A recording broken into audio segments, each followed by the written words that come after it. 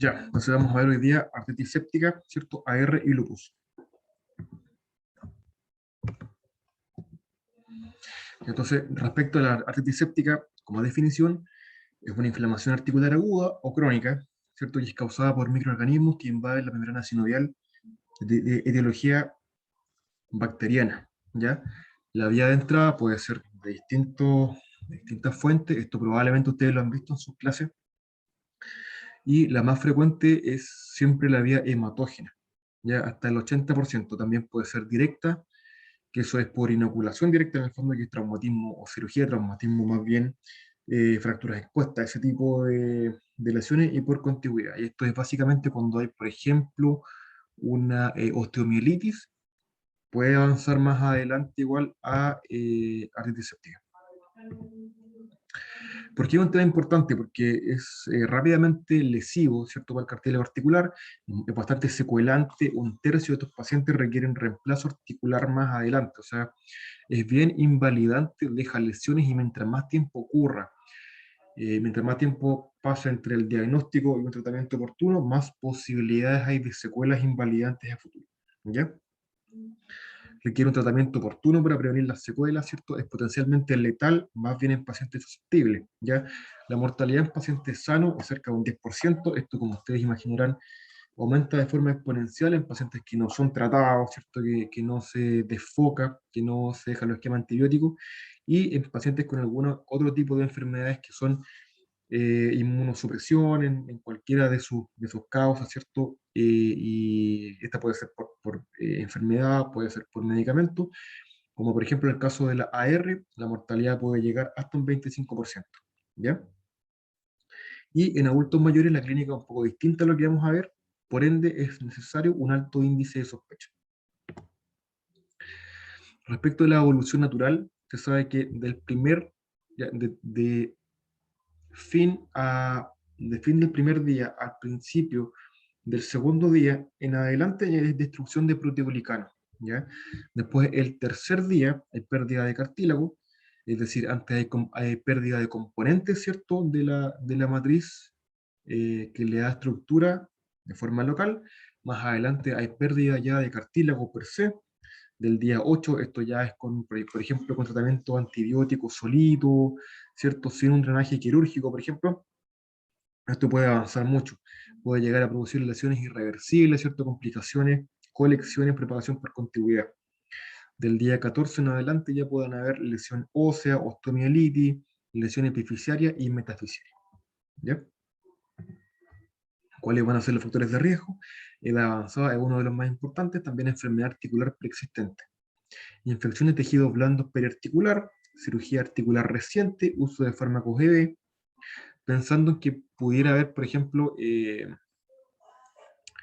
alguna vía infectada también, ¿cierto? O algún agente que es muy bacteriémico. Eso también puede producir inoculación secundaria más adelante como un implante secundario de esta bacteria a la articulación. También acceso vascular profundo, los centrales, ¿verdad? Un catéter venoso central está en riesgo de siempre de infección, y cuando esto ocurre suelen ser agentes muy bacteriémicos donde cualquiera de ellos puede llegar a producir un implante secundario a la articulación. De igual forma, la inmunosupresión, como dijimos, en todas sus formas, dentro de ello la diabetes es una de las más habituales, también van a ser un factor de riesgo importante para que la enfermedad se produzca y avance rápido. Y ahora, respecto a la clasificación, tenemos diferentes tipos. Sabemos que puede ser gonocócica o no gonocócica. Ya de la no gonocócica sabemos que el 80% son monoarticulares y el 70% tienen cultivo intraarticular positivo. O sea, este corresponde al grupo, que son todas las cuales no son gonococos, es decir, generalmente Staphylococcus aureus, ¿cierto? O algún otro Staphylococcus epidermidis u otro tipo, generalmente aureus es el más frecuente, pero igual puede ser, por ejemplo, un neumococo, ¿cierto? O algún otro, inclusive gran negativo. Cualquier agente en el fondo que no sea un gonococo, ¿ya? Y por otra parte, la artritis séptica gonocócica es, como dice el nombre, ¿cierto? Solamente por gonococo se comporta de forma distinta y forma especial, ¿ya? Y esto tiene un cuadro distinto, donde parte como artralgias migratorias, ¿ya? Donde puede afectar igual partes blandas. Esto está todo en contexto de una enfermedad gonocócica sistémica, diseminada. Y entonces un cuadro entero, no es solamente esto. Paciente febril, ¿cierto? Con compromiso del estado general, con exantema, ¿cierto? Con lesiones propias uretrales, ¿cierto? Ustedes sabrán la diferencia entre si es hombre, si es mujer. Recuerden que en la mujer la infección a nivel local gonocócica genital es más bien asintomática o oligosintomática, y en hombres es más bien sintomático franco, ya con salida de material purulento, mucha disuria. En las mujeres muchas veces esa parte pasa más desapercibida, y eso es malo porque queda sin diagnosticar, sin tratar, y es inclusive una causa de infertilidad más adelante, ¿ya? Porque genera complicaciones locales, ¿ya? Y la artritis tuberosa, o perdón, tuberculosa, ya es de una evolución más bien larvada, en otro contexto de pacientes que suelen tener una inmunosupresión franca, condición de hacinamiento, con todos los factores de riesgo que uno podría pensar en un paciente para que haga una TS, ¿ya? Y afecta generalmente grandes articulaciones. Respecto a las no gonocócicas, sabemos que los agentes involucrados, como les comenté, pueden ser varios. Staphylo aureus es el más frecuente, que ocurre en adultos sanos o con artropatía previa. Estreptococo también en adultos sanos, y generalmente dentro de los que no lo son, es frecuente que haya hipoesplanismo. Y esto puede ser por diferentes tipos, puede ser por alguna enfermedad que produzca esto, puede ser por cirugía, de repente hay traumatismos torácicos cerrados, ya con explosiones plénicas y que esto requiere sacar, ¿cierto?, el vaso, o por cualquier otro traumatismo. Y en pacientes sin vaso hay infecciones que son mucho más probables que sean por agentes capsulados, como este caso. También pueden ser gram negativos, esto es frecuente en inmunocomprometido, infección gastrointestinal, y también hay otros agentes que son mucho más infrecuentes, que son la brucelosis y micoplasmas, por ejemplo, ¿ya? Aquí es importante que, ya que el más frecuente es el Staphylo aureus, hay una conducta aquí que es muy, muy importante, igual es bien preguntable, ¿ya? Lo voy a decir de esa forma, y es básicamente que cuando hay un paciente con una sepsis, ¿cierto? Por una bacteriemia, por un Staphylo aureus, eso es indicación de ir a buscar implantes secundarios, ¿ya? Porque es un agente que es muy metastásico, ya pasa desde cualquier ubicación de la cual llegó, o la puerta de entrada, o de donde sea, pasa al torrente sanguíneo y de ahí sigue produciendo focos secundarios en diferentes partes. Y esto significa que más adelante puede dar una endocarditis, por ejemplo. Ya, por este motivo, cuando esto ocurre, hay que ir a buscar implantes con una ecocardiograma, ¿ya?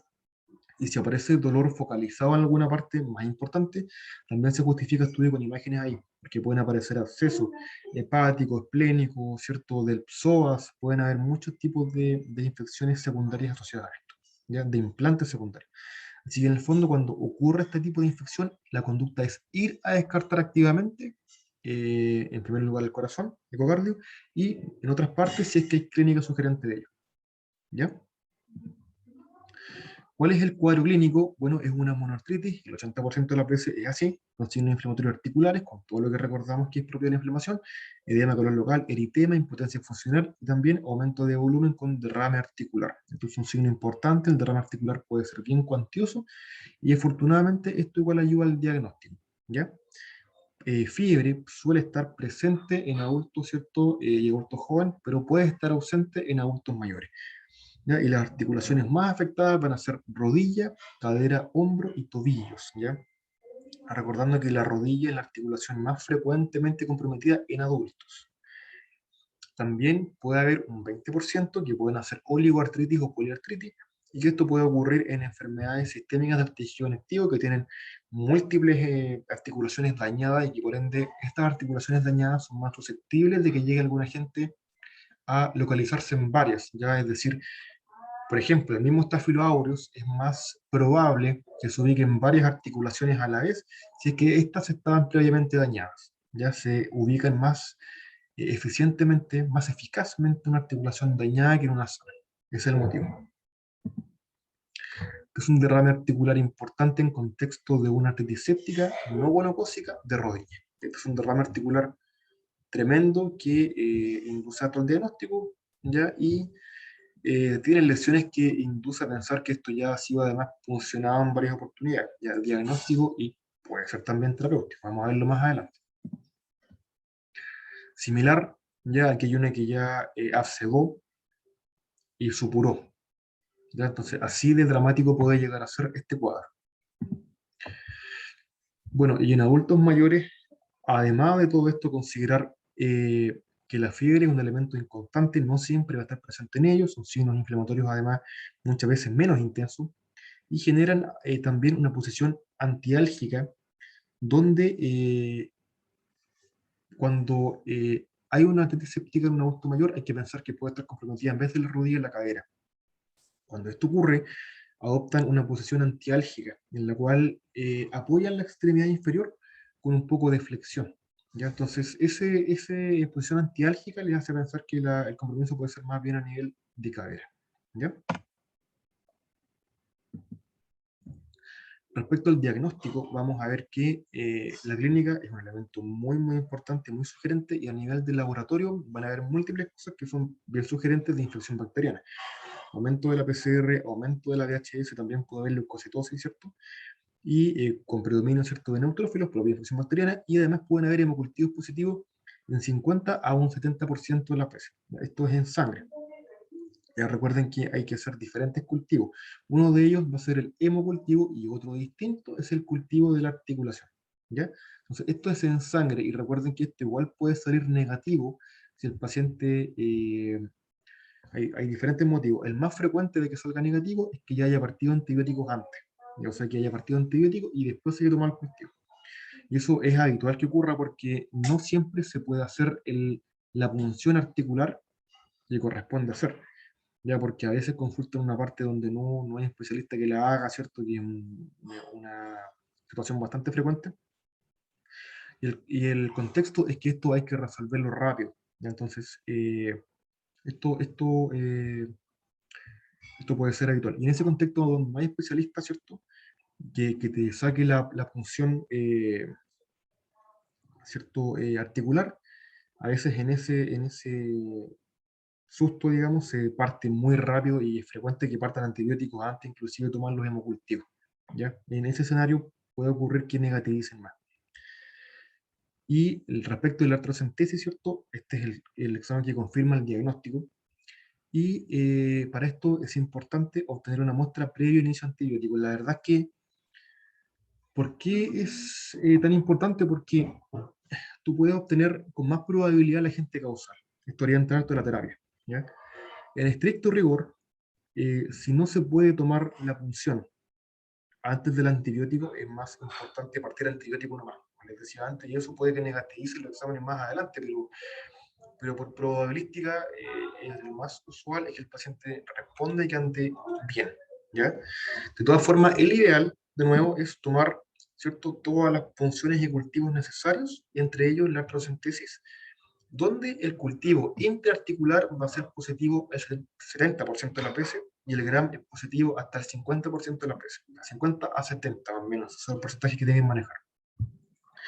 Cuando el líquido va a ser séptico es porque cuando ustedes van a ver el líquido tiene un aspecto claro que es un aspecto purulento, ¿cierto? Bastante opaco, eh, muy poco filante más adelante cuando uno ve el aspecto, ¿cierto? Y ve la viscosidad del líquido, va a estar alterada, va a ser muy poco filante, y a nivel bioquímico los leucocitos van a estar generalmente sobre 100.000 con un franco predominio polimorfonuclear, glucosa muy disminuida, la glucosa, ¿cierto? Uno lee 50% de la glucosa sanguínea hacia abajo, en la práctica puede llegar a ser cero, una glucosa de, no sé, un 10% de la sanguínea o de cero, ya puede estar, porque eso, ¿cierto?, va a ser consumida por las bacterias a nivel local. Entonces, mientras más bajo la glucosa, más probable es que esto sea un cuadro séptico, ¿ya? Y dentro de esto recordar, para poder ver esto, en tomar de forma simultánea o una glicemia o al menos un hemoglucotés, ¿ya? Porque en estricto rigor, no olvidar que pacientes diabéticos también tienen más chance de hacer esta enfermedad. Si eso ocurre y el paciente justo estaba con un hemoglucotés de 400, ustedes pueden ver que la glucosa después, no sé, por ejemplo, salió de 100, ustedes dicen, ah, está muy parecido a lo normal plasmático. No, ¿ya? Entonces siempre recordar tomar o hemoglucotés o glicemia. Respecto a la artrocentesis, ¿cierto? Es una técnica que en estricto rigor uno como médico debe conocer, Y la técnica es que se hacen decúbito supino con la pierna en extensión, ¿ya? Y por lateral o medial, ya en tercio superior de la patela, con aguja de 45 grados, ¿cierto? Se funciona en ese ángulo, dando salida generalmente fácil a líquido articular, en este caso purulento. ¿Ya? Esa es la ubicación. Esta foto, lo bueno que tiene es que vemos acá, esta es la cápsula articular, ¿cierto? Las estructuras óseas por superior e inferior. Acá está la patela con sus correspondientes tendones, ¿cierto? Lo que uno busca es ingresar de esta forma. Ya en el fondo, lo principal aquí ya es una articulación grande, no es un procedimiento difícil y hay que hacer el quite nomás a la patela. Básicamente por eso. ¿Ya? Ese es el líquido purulento franco. ¿Ya? Ahora, hay una situación en la cual uno se puede confundir y pensar que esto es séptico sin serlo, ¿ya? Y esto ocurre con la crisis gotosa. La crisis gotosa, ustedes sabrán que son decantación de cristales de urato, ¿verdad? En la articulación. Cuando esto ocurre, llegan los macrófagos y fagocitan estos cristales de forma que se genera un líquido muy parecido a la pus, ¿ya? Porque en vez de estos macrófagos fagocitando bacterias, son macrófagos fagocitando cristales de urato. Cuando esto ocurre, este líquido muy parecido al séptico, ustedes pueden ver en la crisis gotosa, ¿ya? Por eso la importancia igual de dejar, de todas formas, hacer la punción y si uno tiene la duda, dejar de todas formas antibiótico y más adelante cuando ya está el resultado. Por ejemplo, si fuera una crisis gotosa, te van a aparecer cristales de urato visibles, ¿cierto? Con birefringencia negativa, y ahí uno dice, ah, si es que hay una crisis de gota, no, ¿cierto? Una crisis séptica, y ahí como ya dejaron antibióticos, ¿cierto? Se puede suspender nomás. Es mejor en este caso dejar de más que de menos.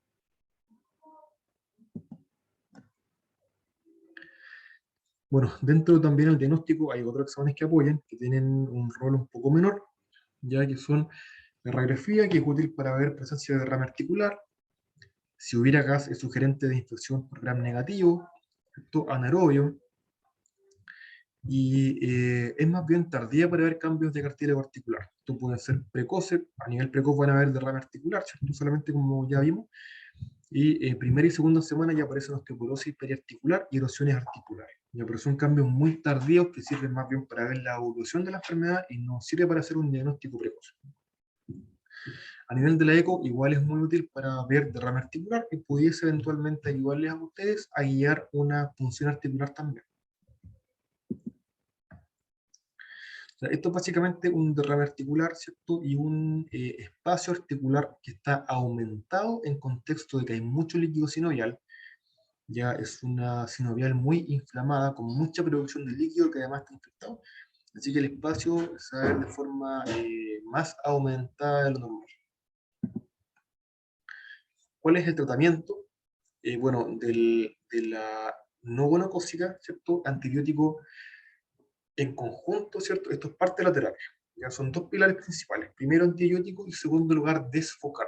¿Ya? Partamos por los antibióticos. El antibiótico van a ser 28 días desde que se desfoca. O sea, si ustedes no se ha realizado cirugía todavía, ¿ya? O limpieza articular, no cuentan los antibióticos. O sea, se opera y de ahí para adelante cuenta. Si no, no cuenta. Como toda infección que haya que desfocar. Esta es la forma en que se comporta. Si ustedes tienen, por ejemplo, un absceso del psoas y es grande, ¿verdad? Y no se ha desfocado, hay que contar desde que se desfoca de forma quirúrgica. Por ejemplo, les doy ese ejemplo porque es una de las infecciones o implantes secundarios que pueden aparecer por infección estafilocócica, ¿ya? Y partir siempre de forma endovenosa, ¿cierto? Después se puede pasar a vía oral de la tercera semana en adelante, o sea, primera y segunda semanas completas de vía endovenosa y de la tercera y cuarta más adelante, vía oral, si es que la evolución lo permite. ¿Cierto? Debe cubrir siempre el principal agente sospechoso, y aquí los principales, pensando en estafilos aureus, van a ser dejar cefazolina o cloxa. Ya la cefa tiene algunas ventajas, es menos infusión de volumen, requiere dosis más baja, la cloxa es un poco más flerítica, es mucha infusión de volumen, recordar pacientes, por ejemplo, inmunosuprimidos, añosos, ¿cierto? Con diferentes comorbilidades o diabéticos con falla renal, uno va a buscar no pasarles mucho volumen. ¿ya? Y si esto cuando es de la comunidad, si está asociado a atención en salud, hay que dejar banco MICIE. Y además, si se da esta infección en contexto de alguna otra bacteria, por ejemplo, paciente que hace infección neumocócica diseminada o sepsis por neumococo, hay que cubrir neumococo, porque ahí si este paciente hace una séptica, uno dice esto es un implante secundario de esta infección. ¿Ya? Entonces, en el fondo, el contexto es, en este ejemplo en particular, que si ustedes conocen algún paciente con una bacteriemia por algún agente específico, y ese paciente hace una antiséptica, el agente va a ser el que está cursando ya la sepsis. Además, el drenaje articular, ¿cierto? Esto es parte o aseo quirúrgico al principio, ¿ya? Y bueno, esto puede ser el ideal, ¿cierto? Aseo quirúrgico, o bien, me refiero a quirúrgico abierto, o con abordaje artroscópico, que también se puede hacer, parecido a cirugía laparoscópica, pero esto a nivel articular. Y si eso no estuviera disponible, también se pueden hacer lavados con suero fisiológico. Y esto es básicamente ingresar, ¿cierto? O con la función articular, drenar, inyectar fisiológico y hacer un lavado. Y esto se repite hartas veces hasta que el líquido sale más claro. Y esto debería ser controlado con una retrocentesis más adelante, después de algunas horas, días antibióticos, hasta que se obtenga un líquido estéril. Cuando esta infección es guanocócica, ya es similar al mencionado, es que esto, lo que se mencionó respecto al abordaje quirúrgico, que también es el ideal hacer al principio, debe hacerse de esta forma, ya, y de igual forma el antibiótico va a ser el segundo pilar, y ahí requiere un abordaje mucho menos invasivo, menos tiempo, con ceftriaxona, y recordar que si el paciente está cursando una enfermedad diseminada por monococo, lo más probable, o no más probable, pero es también posible que tenga infección por otras infecciones ITS. ¿Ya? Y de ellos es bastante frecuente que las uretritis por este tipo de agentes se contagien juntas, ¿ya? Y que la clamidia sea un agente coadyuvante importante del gonococo. ¿Ya? Entonces, también debieras hacerse una asociación al tratamiento para clamidia. ¿Ya? ¿Alguna duda, consulta?